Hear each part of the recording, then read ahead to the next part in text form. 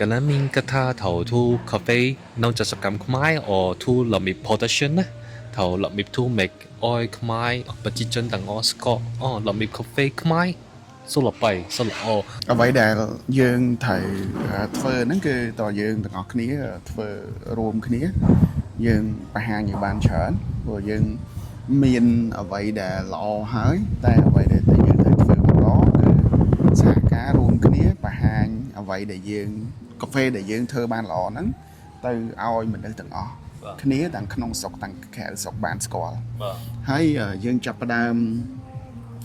មានមួយដែរដែលយើងអាចឲ្យអ្នកខាងក្រៅស្រុកគាត់បានស្គាល់ហ្នឹងគឺតាមរយៈការ apply យក CQI ជាកាហ្វេប្រណិតស្ថាប័ន Coffee Quality Institute អាហ្នឹងក៏វាជារឿងមួយហើយអ្នកប្រើប្រាស់ហើយនឹងអ្នក link អ្នកតាមហាងហ្នឹងក៏ត្រឡប់មកប្រើបោះខ្មែរហើយបោះខ្មែរដែលមានទីតាំងច្បាស់លាស់មានចការច្បាស់លាស់មានកន្លែងអីច្បាស់លាស់អាហ្នឹងគឺជារឿងដែលយើងត្រូវធ្វើដើម្បីផ្សព្វផ្សាយកាហ្វេរបស់យើងឲ្យកាន់តែទូលំទូលាយ mà sao mình ta mơ chặt sập cam bòn xế lần mình chấp tạm cha mà lần thu cà phê cọp bị cà phê fever khi cái tha lần bấm muốn chăm cái mình hun ai automata đây hiến thầu cắt cha lần bạc bạc ចំពោះអ្វីដែលយើងចាប់ផ្ដើមមកនេះគឺវាពិបាកដូចបងលើកឡើងអញ្ចឹង9ឆ្នាំមកនេះគឺយើងជួបឧបសគ្គច្រើនប៉ុន្តែការទទួលខុសត្រូវហើយនឹងការដេញតាមក្តីសុបិនរបស់យើងវាសំខាន់ជាងការលំបាកសម្រាប់ពួកយើងដែលធ្វើការងារនេះយើងមិនដែលជឿថាមានឧបសគ្គឧបសគ្គវាអត់មានតែការលំបាកហើយនៅពេលដែលយើងអត់ខ្លាចការលំបាកអីក៏អាចទៅបានដែរហើយក្តីសុបិនខ្ញុំរាល់ពេលដែលខ្ញុំជួបមនុស្សជាច្រើនខ្ញុំតែងតែសួរគេថាតើគេមានក្តីសុបិនអីអត់ព្រោះក្តីសុបិនវាជារបស់មួយយ៉ាងដែលធ្វើឲ្យយើងរស់នៅពោពេញដោយកម្លាំងធ្វើឲ្យយើងចង់ក្រោកព្រលឹមឡើងអញ្ចឹងដូចពួកយើងដែលធ្វើកាហ្វេនេះវាលើសពីការរកស៊ីវាលើសពីប្រាក់ចំណេញប៉ុន្តែវាជាចំណែកមួយនៃជីវិតយើងដែលយើងចង់បន្សល់អីមួយយ៉ាងក្រោយពេលដែលយើងស្លាប់ទៅអញ្ចឹងយើងសង្ឃឹមថាការខិតខំរបស់យើងនេះនឹងជួយបានមនុស្សច្រើនហើយដំណើរដែលយើងឆ្លងកាត់គឺឧបសគ្គច្រើនក៏ខាតលុយច្រើនដែរដូចអ្វីដែលយើងចាប់ផ្ដើមពីដំបូងយើងសួរគេថាតើមានអារ៉ាប៊ីកានៅណាមានតែពាក្យប្រាប់ថាកុំដាំអីអត់កើតទេហើយយើងក៏មិនជឿ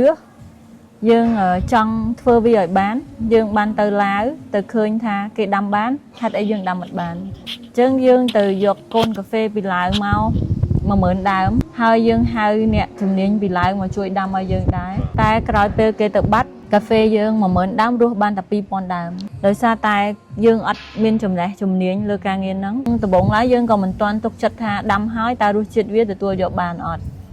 ញ្ចឹងក្រោយពីដាំហើយយើងបានយកទៅលីងរសជាតិវាឆ្ងាញ់អញ្ចឹងយើងក៏បរិចបន្តទៀតនៅឆ្នាំ2021មកដល់ឥឡូវយើងមានអារ៉ាប៊ីកា7ហិកតាហើយរសជាតិគឺល្អពីមុនយើងខ្លួនឯងជឿជាក់ថាល្អប៉ុន្តែឆ្នាំ2024យើងបាន apply ទៅ CQI វិជាស្ថានវាយតម្លៃគុណភាពកាហ្វេពិភពលោកអន្តរជាតិនឹងបានបន្ទុក 85.57 ខ្ពស់មែនតើអញ្ចឹងយើងជឿជាក់ថាកាហ្វេនេះគឺជាស្តង់ដារអន្តរជាតិមួយដែលល្អអញ្ចឹងគឺយើងលើកទឹកចិត្តឲ្យអ្នកផ្សេងដើរតាមដែរព្រោះពិភពលោកត្រូវការអារ៉ាប៊ីកាច្រើនប្រហែលជា 60% នៃទីផ្សារកាហ្វេគឺអារ៉ាប៊ីកានេះជាកាហ្វេ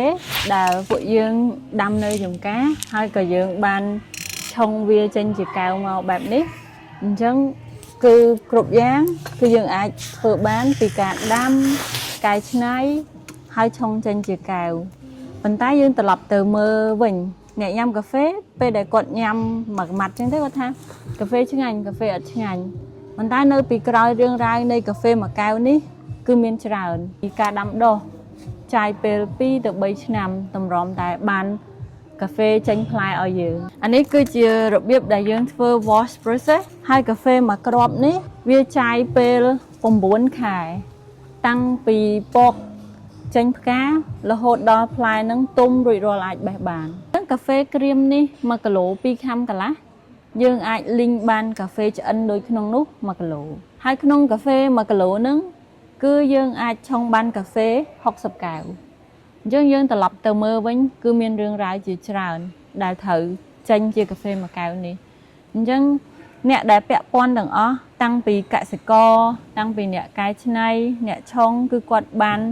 ដាក់កម្លាំងកាយកម្លាំងចិត្តគាត់ដើម្បីធ្វើកាហ្វេឲ្យពួកយើងញ៉ាំអ្វីដែលយើងចង់ចែកម្លែកហើយបើស្ដាប់ទៅវិញថាពិបាកចេះយើងធ្វើអីអត់មានការងារណាស្រួលទេការងារទាំងអស់វាទាមទារឲ្យខ្មែរយើងមានចិត្តមួយថាកុំខ្លាចការលំបាកធ្វើអីក៏ដោយធ្វើឲ្យអស់ពីកាយអស់ពីចិត្តដើម្បីបង្កើតបានរបស់ល្អមួយ ខ្ញុំស្ដាប់ពីព័ត៌មានពីបងពិសិដ្ឋមួយបងធីតា sharing នៅនេះអង្គចំពោះពីបងផបងស្រីអាន90ជនបកជនចិត្តខ្មែររបៀបយួនមានផតល្អ ពីអយលែសុកេមើលទៅខ្មែរល្អអយលបៃពី in the world and ខ្ញុំក៏ចំពោះពីជនចិត្តមួយឡាកឡយមួយខ្មែរបាននៅមួយគីរស់ស៊ីល្អបានជប់ใจមួយគីល្អបានធូរអីរបៀប protection ល្អ